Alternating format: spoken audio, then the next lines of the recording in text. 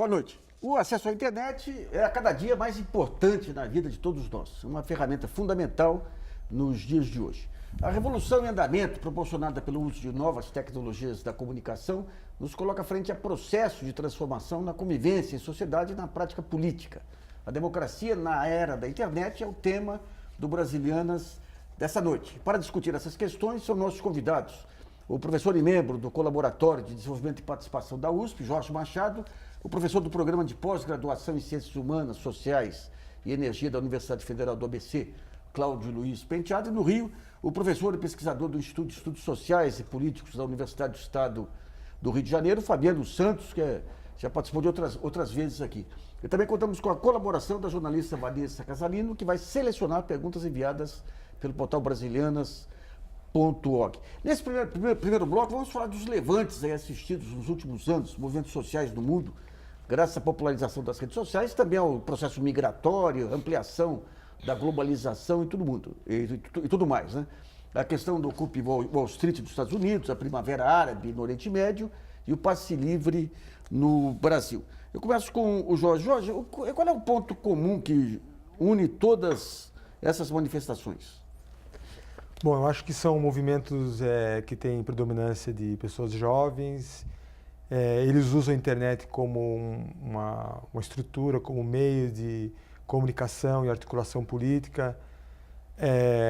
Eles também conseguem se articular com pouquíssimos recursos, graças à utilização dessa comunicação rápida e barata. Eu acho também que eles mobilizam identidades também. Então, do ponto de vista eu diria, da antropologia, da sociologia, são identidades culturais que mobilizam as pessoas, seja por questões ambientais, políticas, combate à corrupção, mas são temas que tocam muito e criam essas redes. São arquipélagos de temas aí juntando pessoas em volta. Sim, dependendo do tema, né? E eu acho que em cada país tem há uma nuance um pouquinho diferente, né? O movimento dos indignados, eles começaram de uma forma bastante inesperada, através de um protesto em Madrid, a repressão policial. Aquilo foi criando escala, né? E havia todo um clima de crise econômica na Espanha. O movimento Occupy veio depois e se espalhou pelo mundo inteiro, inclusive aqui em São Paulo. Teve também ocupação ali no Vale do Anhangabaú. E se formou uma rede global de solidariedade. E a gente vivia já também um clima de marcha da maconha, marcha de mulheres, marcha da liberdade, de protestos, né? Que demandavam mudanças e garantias e liberdades democráticas. Ô, Cláudio, você acredita que com as redes sociais, digamos, essa questão das liberdades individuais estão podendo ser melhor defendidas ou a intolerância tem predominado? É um processo civilizatório ou é um processo que vai levar às cavernas aí? É uma boa questão, porque a internet redefine a fronteira entre público e privado, porque agora, de uma certa maneira, as coisas estão misturadas, porque uma pessoa se manifesta dentro do seu espaço privado, mas no espaço público ao mesmo tempo. Então, a rede social acaba sendo um espaço de embate, não necessariamente de debate, onde, vamos dizer assim, em nome da liberdade de expressão, a gente assiste um caldo de disputa, de violência, discursos ácidos, que nem sempre vão levar, vamos dizer, a um debate. Enfim, a gente está vivenciando isso. Então, a gente pode ver a própria, vamos dizer assim, uma herança cultural brasileira, a falta de um espírito cívico, de cultura cívica, de um espírito democrático, onde se confunde liberdade com, eu posso fazer tudo. Isso não é liberdade no sentido cívico da questão. Então, falta uma cultura política. Não adianta você criar um meio sociotécnico que permite as pessoas se expressarem se as pessoas não sabem se expressar. E o que é interessante colocar é que a internet colocou para a gente uma mudança estrutural no sistema de comunicação, que seus efeitos são muito maiores do que a linha de comunicação. Então, ela coloca em xeque o próprio sistema de representação, porque hoje em dia as pessoas não precisam mais do meu representante, eu não tenho filtro, eu falo direto. Eu posso falar sobre tudo, eu vou lá, procuro na internet uma informação, eu sei tudo.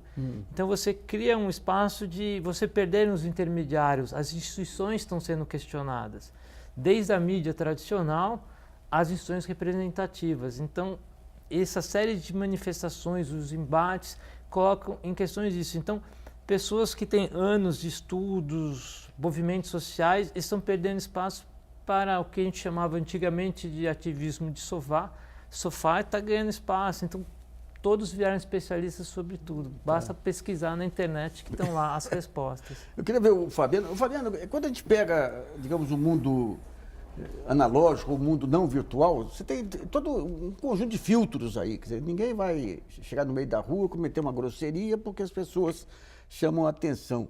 Numa discussão pública, se alguém comete alguma agressão, tendiam a ser contidos pelo meio social. Com essa questão desse ativismo no próprio meio, digamos, a questão do poder institucional, de Estado, tudo, você tinha formas de segurar, digamos, os ímpetos, barreiras, freios e contrapesos. Hoje, quando a gente vê, digamos, essas manifestações de agressividade na internet, e a gente vê também no próprio sistema jurídico aí, de repente, procuradores, juízes, tomando conta da situação em parceria com mídia, tudo. O que é essa reviravolta em termos de estruturas de poder? Olha, boa noite, Nassif, boa noite os colegas que estão falando aí em São Paulo. Um debate fundamental hoje no Brasil, né, no mundo. Vários exemplos já foram dados pelos colegas agora.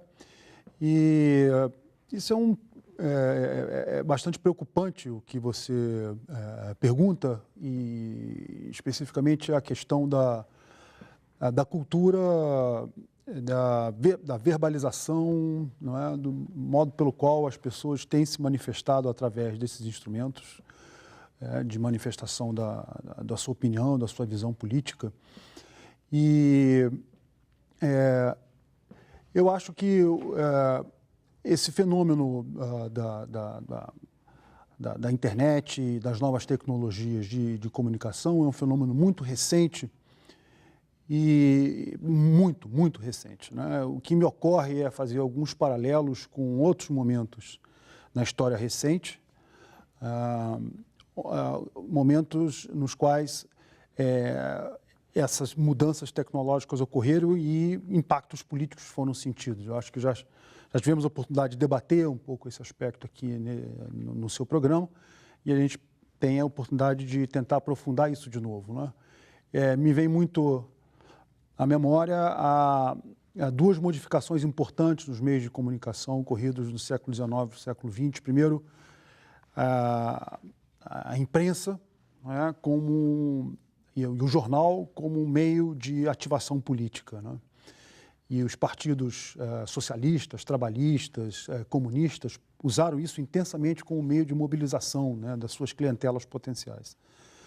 Um pouco tempo depois, década de 30, 20 e 30, modificações ocorrem com rádio, né, com TV, com cinema, e os partidos nazifascistas coincidem, né, a sua ascensão com esse momento, com a descoberta de novas maneiras de articulação política e de coordenação da ação política, da ação coletiva, mobilização e participação, né?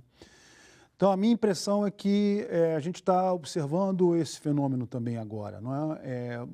Impactos políticos não controlados, ninguém espera, têm sido sentidos pelos diversos países, diversas nações, em cada lugar, né? Essas consequências são específicas por conta de outros elementos que estão presentes, né? Elementos sociológicos, econômicos, culturais, né? Mas, de qualquer maneira, a tecnologia tem um impacto porque é um facilitador da mobilização, da articulação, da ação coletiva no mundo político, que é sempre algo custoso, né? E a informação e a coordenação, a certeza de que os outros estão seguindo a sua opinião, estão reiterando o que você pensa e que vão fazer a mesma coisa que você vai fazer, por exemplo, participar de um ato, de um manifesto, de maneira eventualmente violenta, isso é uma certeza e uma segurança que você tem, então você facilita, diminui o custo para que você haja politicamente. Então, eu acho que até haver um ajuste, uma adaptação das instituições políticas responsáveis pela convivência democrática, né? Essas instituições têm que se adaptar, as pessoas, as lideranças têm que se adaptar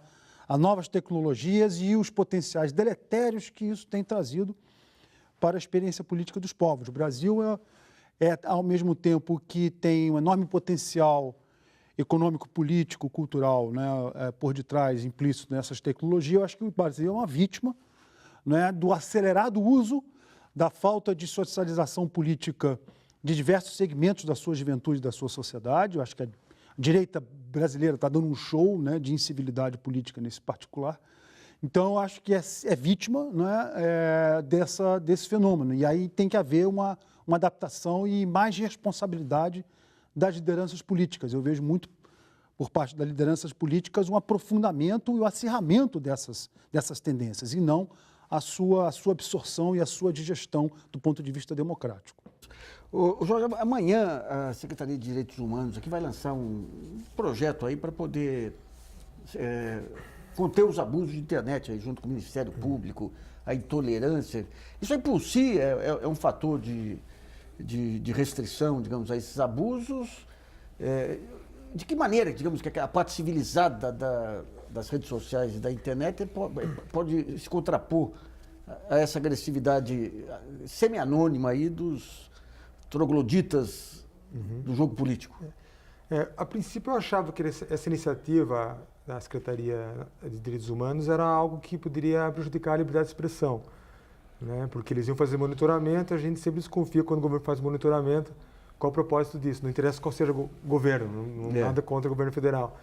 Mas a gente teve uma conversa com o professor Fábio Malini, que é da Federal do Espírito Santo, que está coordenando esse projeto, e fiquei convencido que, na verdade, esse monitoramento vai ser baseado em coleta de dados que já são tornados públicos pelas pessoas voluntariamente nas redes sociais, no Twitter, e a gente vai poder, do ponto de vista acadêmico, estudar como que essas redes se formam e também, de certa forma, construir uma base de dados para saber quem são as pessoas que estão estimulando esse discurso do ódio. Eu não vejo isso de forma negativa pela liberdade de expressão, mas vejo como talvez o início de uma divisão de águas para a gente fazer um debate mais civilizado, mais sereno e mais respeituoso nos meios digitais. Quando você fala em bancos de dados e tudo, vai haver ferramentas aí que permitem juntar... Claro, são ferramentas que permitem... Amanhã vão ser anunciadas essas ferramentas? Sim, pelo que eu entendi, essas ferramentas irão coletar dados sobre o que as pessoas estão postando, quem está postando e como isso repercute nas redes sociais. E, de certa forma, isso aí, se você coletar o dado de um dia, é um dado não muito significativo, mas ao longo do tempo você vai ter realmente uma base de dados interessante para saber quem são essas pessoas que estão divulgando ódio. Mas tem que fazer uma observação importante que as pessoas aqueles que são mais agressivos, muitas vezes eles se escondem através de pseudônimos, eles também navegam de forma protegida, usando ferramentas de anonimização. Então, essa ferramenta ela vai ter uma eficácia, no meu ponto de vista, menor do que esperado para realmente chegar àquelas pessoas que estão realmente estimulando todo esse tipo de agressão e racismo, xenofobia, etc., nas redes. Cláudio, durante muito tempo se dizia o seguinte, que um dos pressupostos aí da liberdade de internet era a possibilidade do anonimato. Fazendo um pouquinho um paralelo aí com o sigilo de fonte aí, que permite hoje em dia o anonimato digamos, é o principal instrumento de agressão e de disseminação de boatos, disseminação de intolerância. Tudo. Na sua opinião, esse anonimato ele tem que ser trabalhado de uma outra maneira, tem que ser proibido na internet? Como é que você vê o anonimato em relação ao conceito de liberdade de expressão? Eu não acredito que o problema seja o anonimato, na verdade. Eu acho que o problema é mais de fundo entender o que representa essa internet, essa comunicação via internet. Porque, ao contrário dos meios de comunicações tradicionais, onde você tinha um centro que difundia informações, hoje essa rede é distribuída. Então, você não controla o fluxo de informação. Que de um lado, digamos, é ruim porque você não controla, de outro lado é bom porque aquele fluxo antes ele passava por filtros que impediam a manifestação de muitos setores em relação à democracia, né? Sim, a gente vive um paradoxo e essa que é a questão. E talvez as respostas não sejam buscar, né, soluções conservadoras, mas talvez entender qual é a dinâmica dessa rede e propor novas soluções. Porque você corre muito risco, tanto de um lado como de outro. Sim. Então, assim, se você acabar com o anonimato na rede, você tira a privacidade dos indivíduos, você viola os direitos dos indivíduos. E, por outro lado, né, o anonimato permite que o indivíduo cometa várias atrocidades. Mas talvez o problema não seja anonimato, porque são pessoas, muitas vezes, que se identificam, que brigam entre si, entre as famílias, brigando, rede WhatsApp, que é muito mais difícil de monitorar. E o professor Fabiano colocou uma coisa interessante que eu gostaria de voltar, essa questão das lideranças políticas. O que é interessante, porque nessa rede, quando você vai estudar a rede, as lideranças de movimentos, elas tendem a ser temporárias, essa coisa horizontal. Então, você não tem a liderança, você tem uma rotativa, que é muito mais difícil identificar. Então, a gente está vivendo um momento de transformação onde as lideranças antigas já não conseguem mais liderar, e essas novas lideranças, elas não são orgânicas, são difíceis de identificar. Então, não tem respostas fáceis. Quando você fala que as antigas lideranças não conseguem liderar, porque, como a gente vê, digamos que tem a rede social, os perfis, os maiores perfis das redes sociais são dos jornais tradicionais. E esses jornais tradicionais, eles levantam a bola de um conjunto de lideranças parceiras. Mas você acredita que essas lideranças não têm esse poder de mobilizar, que teria uma jovem liderança, mesmo tendo uma vida útil como liderança mais breve, né?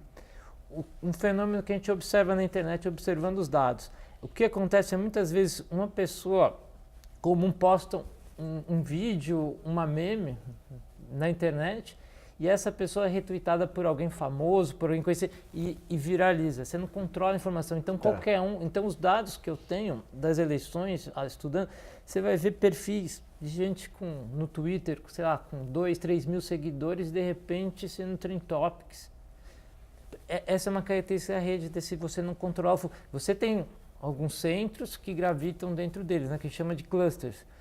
Mas ele muda. Se você tem um estudo muito interessante das jornadas de junho de 2013 que mostra a mudança das lideranças. O MPL ele vai saindo do centro e vai entrando no Anonymous. Olha só. Não sei. E não é a mídia tradicional, são outros mecanismos. Então, mesmo que você tenha muita mídia tradicional, informação sendo citada, você tem a possibilidade e eles viralizam na rede. Eu tive um caso no blog, em plena manifestação, de um professor que colocou um artigo, eu coloquei no blog, e foi alertado pela minha filha adolescente. Mas meus colegas estão falando.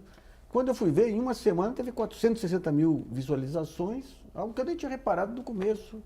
Mas eu queria ver com o Fabiano. Fabiano, quando a gente pega, digamos, esses memes de internet, o Facebook, ou mesmo, quer dizer, o Twitter, mas também o Facebook, é muito em cima de slogans, você não tem conceitos que...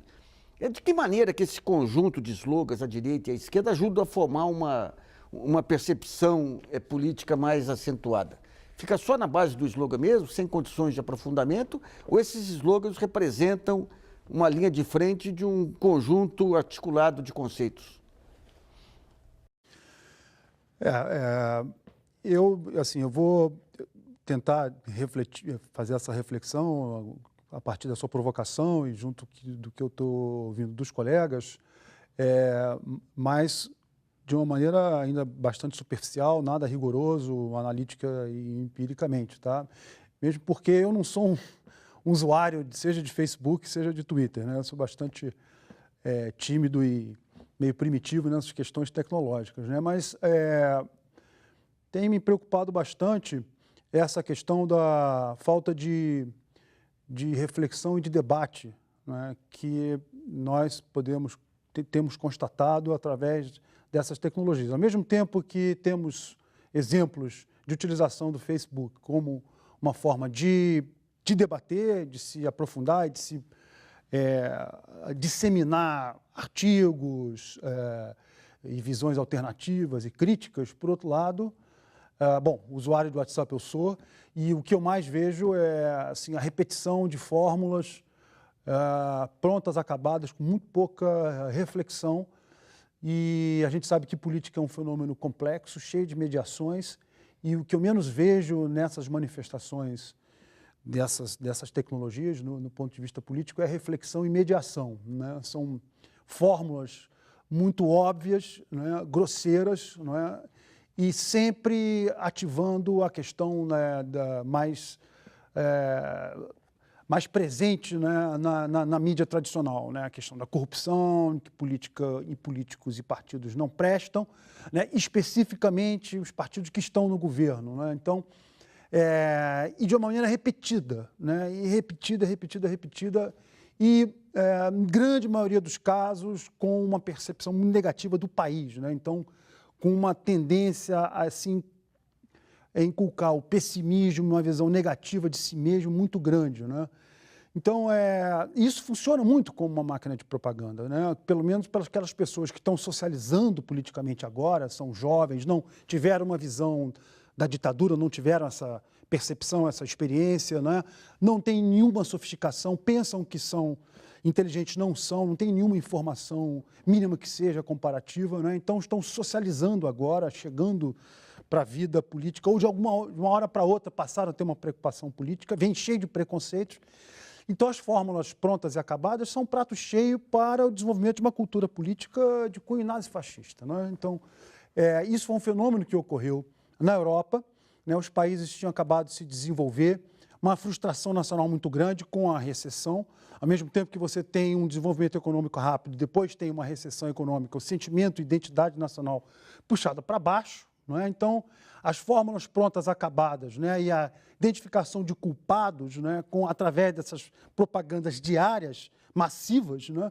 Produzem um caldo de cultura muito preocupante do ponto de vista político e democrático. Agora, a gente não conhece também os potenciais democratizantes dessas novas tecnologias, que são muito grandes, né? Tanto do ponto de vista do e-government, quanto do ponto de vista das possibilidades de debate em torno de políticas públicas. São coisas que estão sendo experimentadas no Brasil, tem um amplo potencial democrático. Então, aí tem um equilíbrio que precisa ser buscado.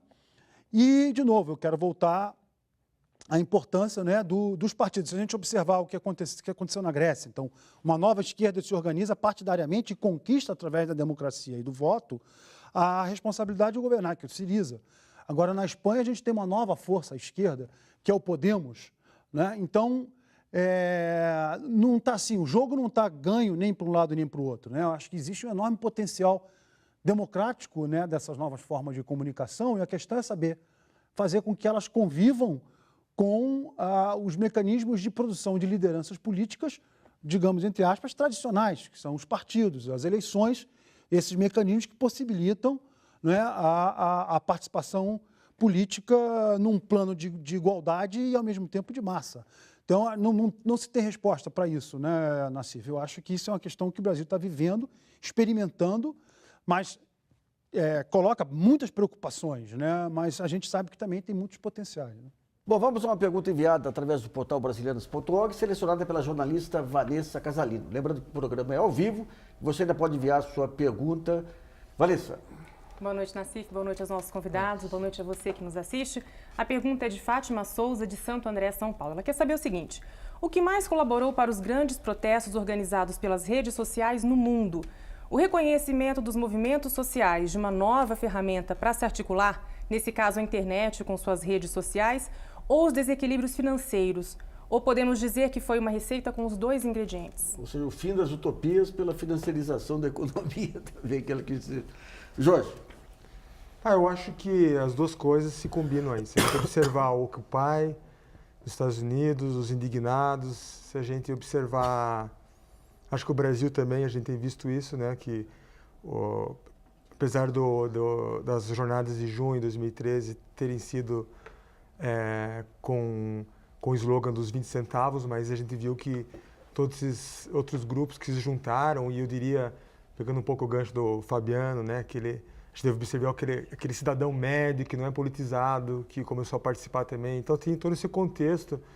E eu queria aproveitar até para comentar o que o Fabiano estava dizendo, né, que eu assino embaixo. Acho que temos um problema sério, né, com relação essas pessoas estão vindo para as ruas e com slogans assim, muito fáceis e agressivos, né? Mas, por outro lado, a gente tem que ver que são pessoas que não participavam da vida política além do voto, pessoas que muitos deles nunca participaram de uma manifestação pública nas ruas. E é muito interessante ter a participação das pessoas, mesmo que elas sejam de direita, sejam conservadoras, mas eu acho que isso está contribuindo para criar esse clima de reforma política que o Brasil vai ter que enfrentar. Eu acho que tem a ver com a pergunta da colega, que nos outros países também, de certa forma, todo o sistema político se abalou, né? A gente não citou a Itália também, com o movimento 5 Estrelas, que foi muito pouco noticiado, né, do Pepe Grillo, que ele conseguiu maioria no parlamento italiano e também conseguiu segundo lugar, eu creio, nas eleições do parlamento europeu, e o movimento também de cidadãos, né? Então é algo muito difícil de analisar, como o Fabiano falou, porque também é tudo muito novo e a gente não sabe se pende para a direita ou pende para a esquerda. Com a nossa leitura assim, mais tradicional, a gente tem dificuldade de visualizar para onde vai isso. É um território em disputa ainda, seja virtual, seja nas ruas, mas o contexto é esse, eu diria, basicamente, né? Novas formas de articulação através da rede, tensões sociais crescentes, políticas, econômicas, e isso vai resultar em um reajuste do sistema político de alguma forma, né? Para que a democracia ela possa subir mais um degrau, incorporar essas demandas aí. Bom, vamos para o primeiro intervalo e Brasilianas.org volta já.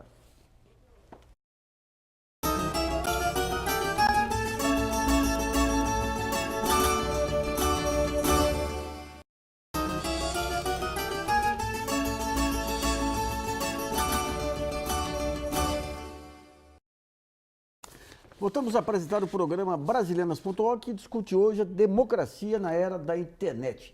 Nesse segundo bloco, vamos tentar analisar os movimentos sociais antes e depois das redes sociais. De que forma as novas ferramentas de comunicação interativas, como Facebook, blogs, mas mesmo antes aí, o sistema de e-mails, estão ajudando ou mudando a forma de atuação dos movimentos sociais.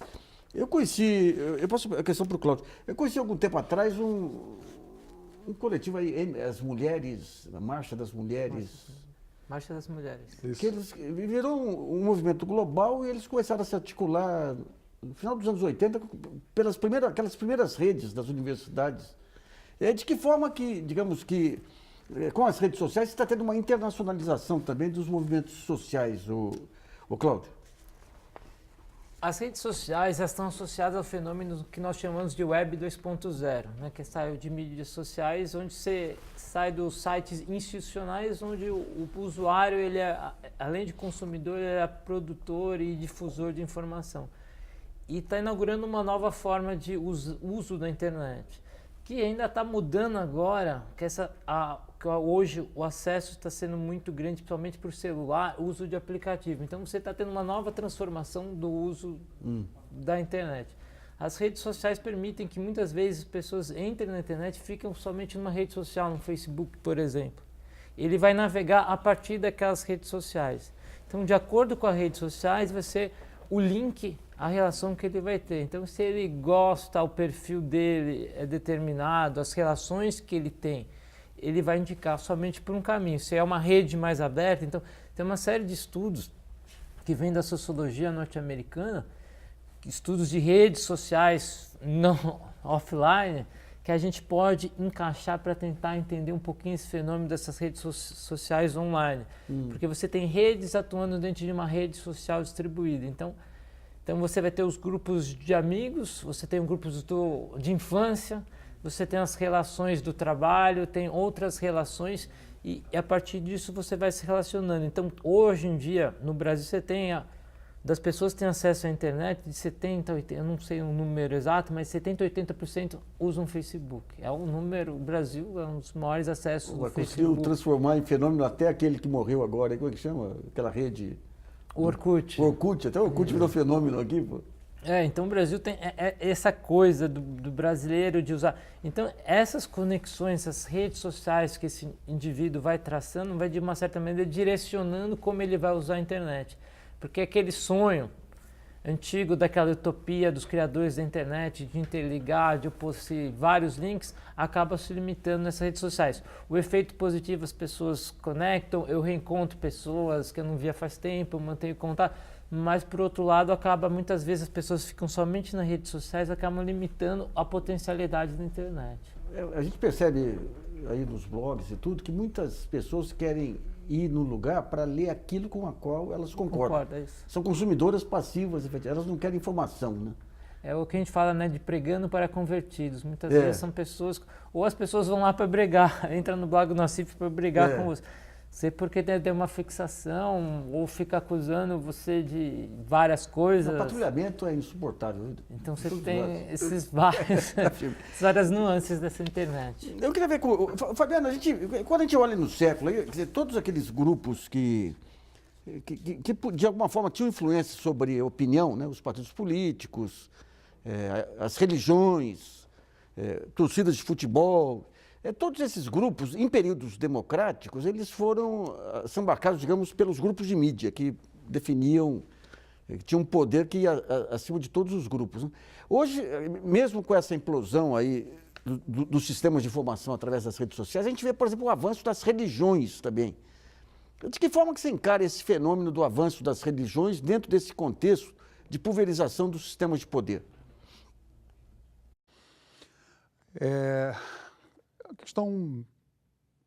O que a gente está percebendo, Nassif, é que não há uma correlação, né, falando em termos bastante gerais, né, entre a sofisticação tecnológica e avanços tecnológicos na área de comunicação e a secularização, a racionalização do mundo.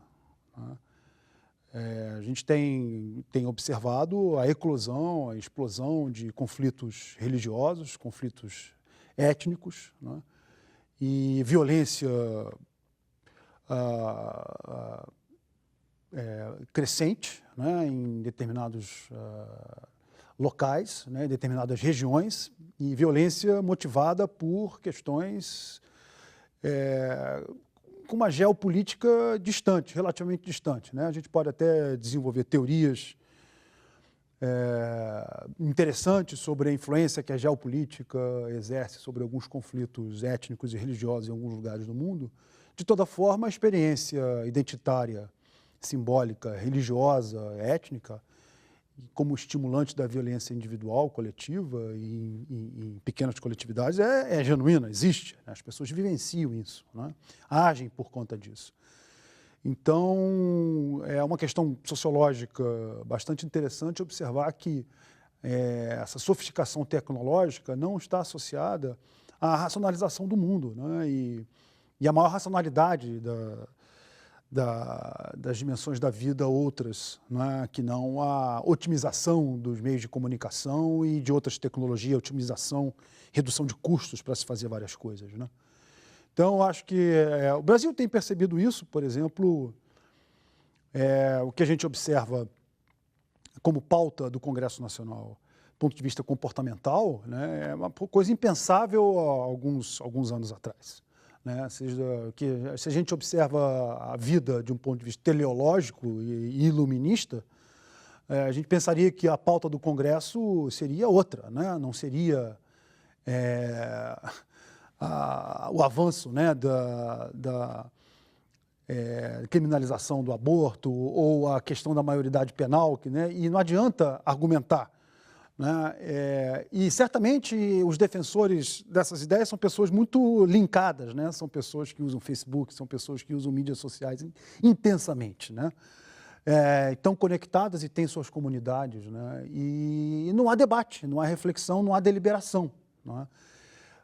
Então, durante algum tempo, o que se tinha como principal potencial político da utilização das redes seria a superação, por exemplo, da democracia representativa como um modelo tradicional de democracia que não permite a deliberação e a sua substituição por outro modelo, que seria um modelo possibilitado e facilitado pelas novas redes, baseado na deliberação e na participação. Né? No entanto, o que a gente tem é o aprofundamento da utilização das mídias e a gente não percebe como pauta de discussão da sociedade uma reflexão maior, uma deliberalização, uma racionalização dos argumentos. Né? Pelo contrário, as pessoas ficam enrijecidas, encasteladas nas suas posições, por mais absurdas, por mais retrógradas que elas sejam. Né? Então, o avanço das religiões, né, e das bancadas religiosas e com pautas comportamentais bastante complicadas, né? Por que são complicadas? Porque elas interferem na vida dos indivíduos, na liberdade de escolha dos indivíduos. Basicamente isso, quer dizer, você ter uma religião e seguir uma pauta de comportamento não tem nada de ruim, o problema é saber fazer disso um modo de vida comum com outras pautas, com outras percepções, e não é disso que está se tratando, né? E convivendo com o avanço das mídias sociais, esse é um grande paradoxo que o Brasil está vivendo. Eu acho que a gente tem que refletir bastante sobre isso, né? Não há nenhum prato feito, nenhuma fórmula para lidar com isso politicamente, mas uma reflexão mais sistemática e aprofundada precisa ser feita. Bom, vamos a mais uma pergunta enviada através do portal brasileiras.org, selecionada pela jornalista Vanessa Casalino.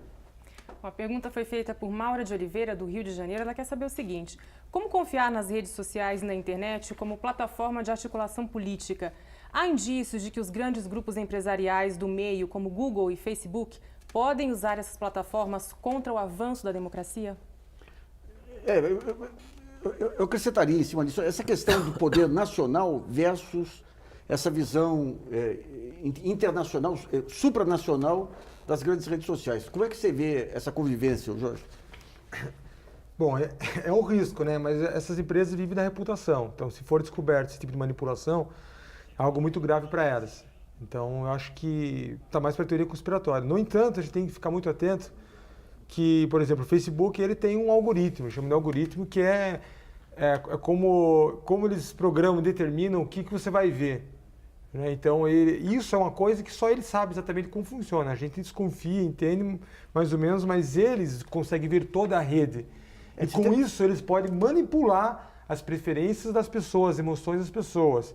Mas eu vejo essa ameaça mais do ponto de vista comercial, do consumo mesmo. Você pode ver que o Google, num certo período nos Estados Unidos, ele dava uma consultoria que foi denunciada também, que dependendo dessa consultoria, digamos, quando você entrava com o nome de uma empresa ou tudo, podia aparecer primeiro as manifestações positivas ou negativas. Agora, tudo isso é um poder monumental também, que vai ter que, num certo momento, ter um disclosure aí dos algoritmos. Né? O segredo dessas empresas é o código, como que elas fazem isso, e fazem tão bem isso. Né? Então, a gente não tem como exatamente saber o que tem nos bastidores. O Google é um exemplo muito bom, né? Quer dizer, tem muitas coisas no Google que nos leva a desconfiar sobre a participação dessa empresa, com a colaboração com a NSA, e quando começou isso aí, e por que começou. Eu sei que outro dia eu fiz uma pesquisa de carro, aí hoje cada site que eu entro aparece uma chamada daquele carro especificamente. Vamos para o segundo intervalo e o brasileiros.org volta já.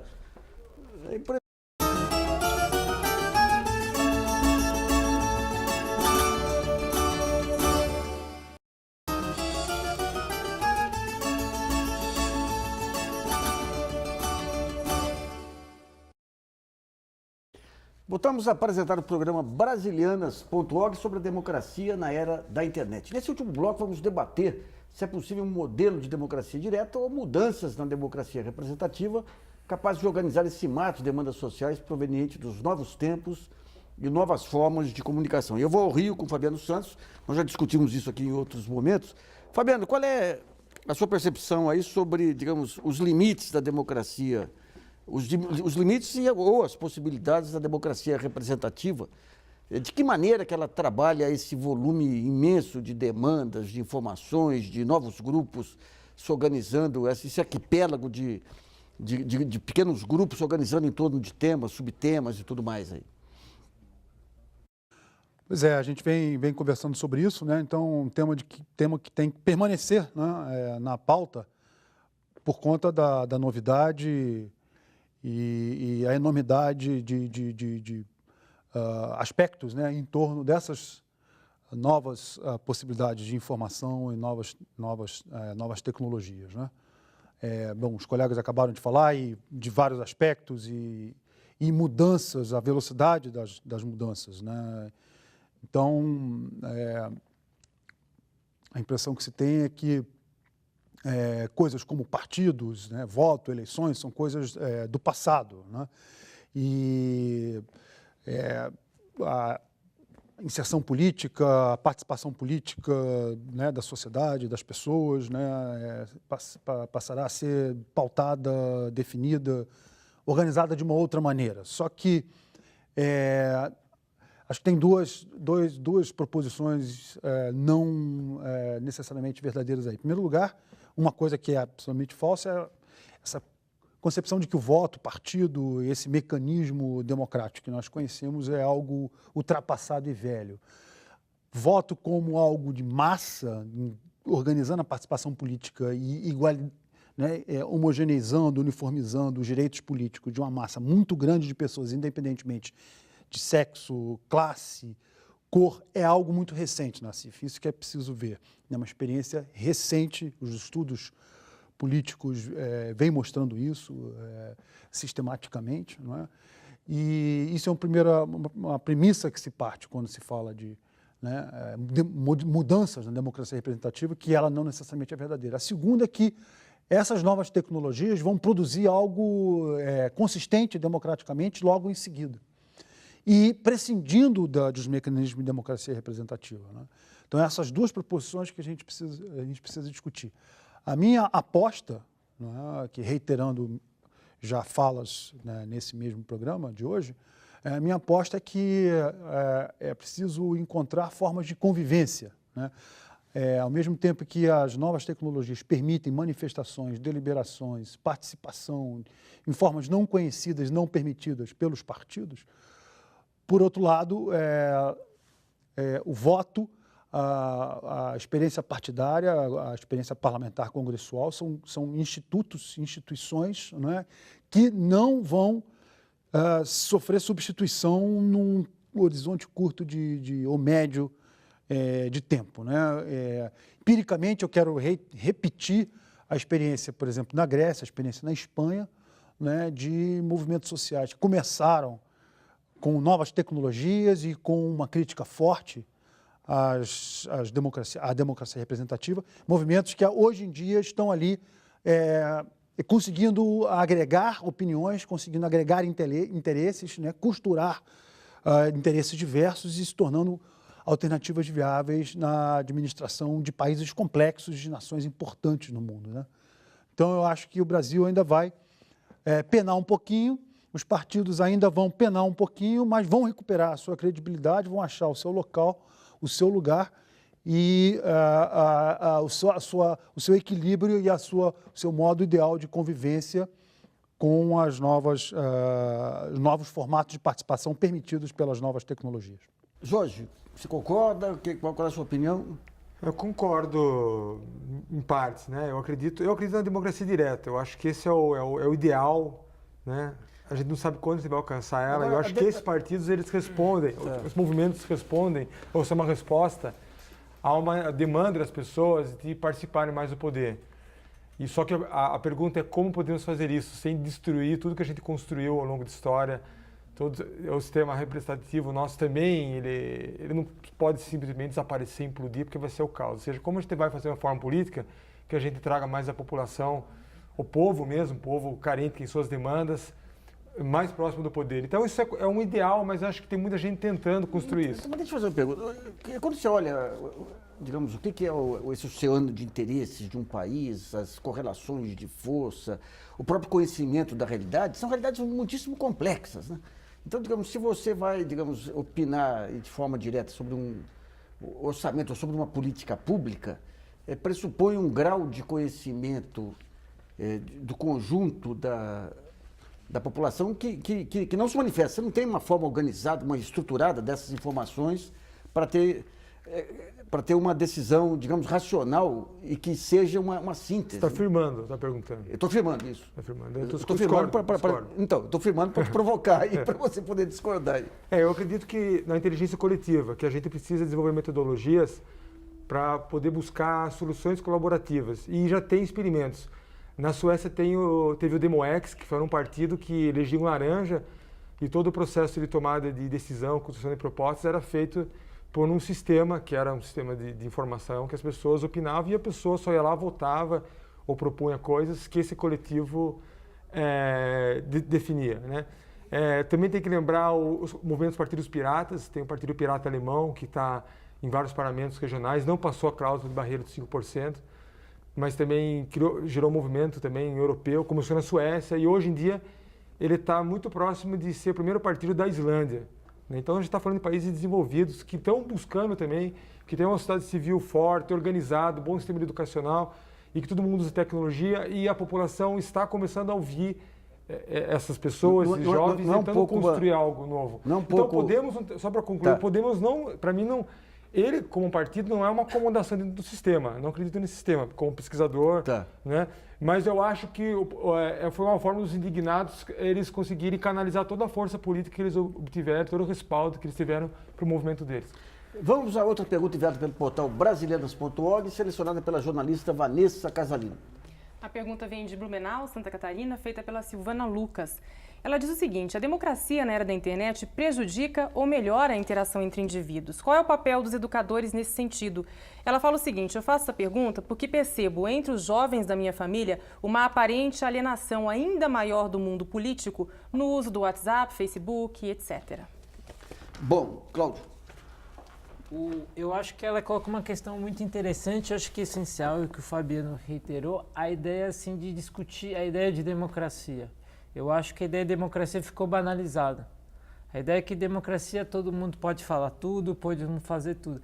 E de repente, para a democracia funcionar, dentro do mundo que a gente vive, com suas complexidades, a gente precisa desses intermediários. As experiências positivas que a literatura apresenta de casos empíricos de participação via redes sociais ou mecanismo de internet, você tem um mediador.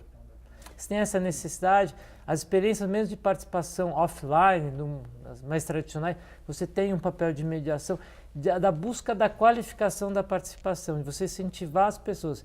Então, eu acho que a ideia que está por aí é não é suplantar a democracia representativa, mas se você criar mecanismos de participação para além da democracia representativa. Eu acho que fugir para um lado, para o outro, não traz a solução. E uma coisa importante é entender que os exemplos que o Fabiano trouxe para a gente aqui é o que o pessoal está chamando de partidos movimentos. Tanto o Partido Pirata, que o Jorge falou, o Syriza na Espanha, o Podemos, esse novo conceito de partido movimento, essa mudança do conceito de partido, que traz uma série de contradições e desafios, né? Como institucionalizar algo que faz a crítica à institucionalização. Então, a minha dúvida aí, eu vou voltar para o Jorge aí, porque fica me parecendo às vezes que essa sabedoria coletiva lembra um pouco a mão invisível do mercado quando se trata de economia. A minha dúvida é o seguinte: essa institucionalidade que nós temos, ela garante direitos de minorias, por exemplo. É isso que garantiu lentamente, muito lentamente, muitas vezes aí, mas que permite esse reconhecimento de direitos de minoria e um conjunto de avanços civilizatórios. Se você não tivesse, digamos, essa mediação e essa intermediação, não se conseguiria avançar por conta, digamos, do pensamento da maioria. De que maneira que se resolve essa questão com a democracia direta? Eu acho que hoje a democracia direta não é a mesma do que a gente conhece na Grécia. Hoje a gente tem plataformas para fazer isso, a gente tem como fazer isso de forma colaborativa. Mas tem que ter uma institucionalidade para garantir, digamos, os direitos das minorias, por exemplo. Não tem que ter? Então, mas eu creio que sim, isso com certeza. Mas eu acho que quando a gente fala em produzir algo de forma colaborativa, uma plataforma política, como nos países europeus, esses movimentos que foram citados pelo Cláudio aí fazem, né? Tem feito, há uma depuração nesse processo. Quer dizer, aquele sujeito que tem um discurso muito radical, ele tende naturalmente a ser isolado, porque os outros não se veem refletidos no discurso dele. Mas de forma natural, a não ser que seja um movimento que já tem uma identidade ele vai ser de extrema-direita, ele vai ser contra a migração, no caso da Europa, mas essa experiência dos partidos do Partido Pirata, do Podemos, dos 5 Estrelas, a gente está falando enquanto uma resistência, uma defesa de interesses de minorias. Mas estou falando como poder. Eles vão aparecer, esses interesses eles vão aparecer.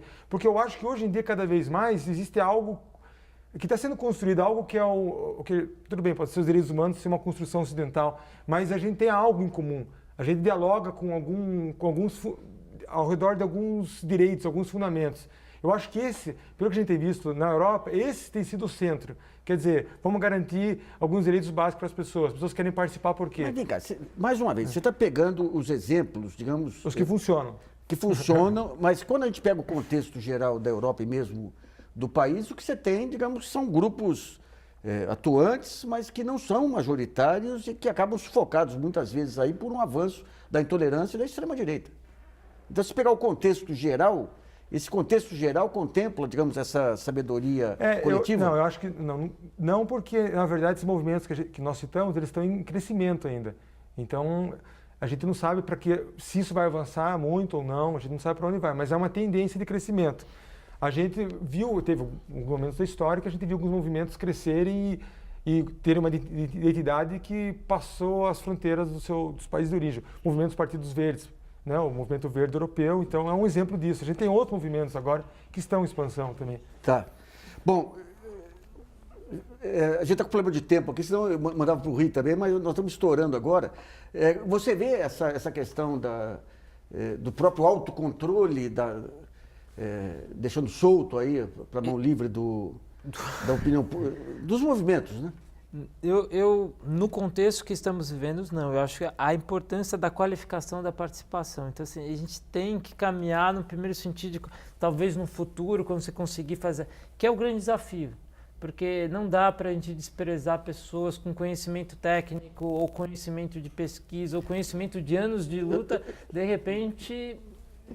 aquela opinião perde a força. Eu sei que ideologicamente vocês não concordam mas é a própria rebelião das massas do Ortega y Gasset que está ocorrendo aqui, né? Que nem ocorreu na Europa aí nos anos 20 e 30, né? Eu sei que vocês não gostam do filósofo aí, mas ele refletiu bem esse avanço do conhecimento não técnico. É um risco. É? É um risco, assim, a falta de um discurso, uma liderança carismática surgir, um justiceiro surgir, eu vou limpar o Brasil de toda... Você corre o risco. Claro. Então, assim, nesse sentido, eu acho que é um debate muito, quase assim, meio polarizado, instituição e não instituição. Na verdade, eu acho que a questão é democratizar as instituições. O grande desafio, na minha opinião, é essa democratização, e a internet pode ajudar nesse sentido. Bom, o programa Brasileiros.org sobre a democracia na era da internet termina por aqui. Agradeço muito a participação do professor e membro do Colaboratório de Desenvolvimento e Participação da USP, Jorge Machado, do professor do Programa de Pós-Graduação em Ciências Humanas, Sociais e Energia da Universidade Federal do ABC, o Cláudio Luiz Penteado, e do professor pesquisador do Instituto de Estudos Sociais e Políticos da Universidade do Estado do Rio de Janeiro, Fabiano Santos. E agradeço também a colaboração da jornalista Vanessa Casalino e de você que nos acompanhou em mais essa edição.